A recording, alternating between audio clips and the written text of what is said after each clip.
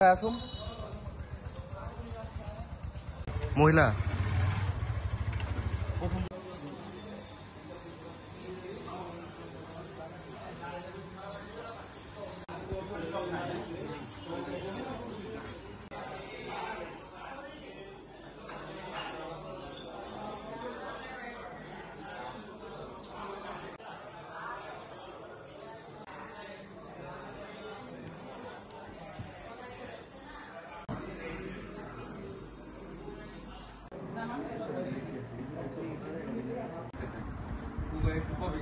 সে হচ্ছে 4:07 দিকে আমাদের রুমে ঢুকছে।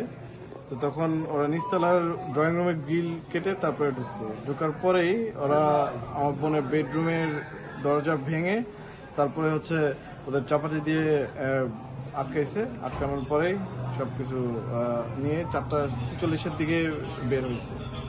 এবং ঢোকার পরেই ওই চাইনিজ কোরালের মতো ছিল ওটা দিয়ে তারপরে আমার বোন এবং ভাইয়ের দুজনের হাত পা বাইধে রাখছিল এবং ওই বাচ্চাদের জিম্মি করে তারপরে ওরা 4:20 আমার রুমে ঢুকছে গ্রিল কেটে। আমার রুমের দরজাটা সাপল দিয়ে ভেঙে ঢুকে চাপাতি আমার ঘরের কাছে ধরছে। ওরা আমার ওয়াইফকে ধরছে একজন চাপাতি। ওরা 4 জনের চাপাতি নিয়ে আমার রুমে ঢুকে আমার এই করে বলছে গোল্ড কি আছে সবকিছু বাইর করতে।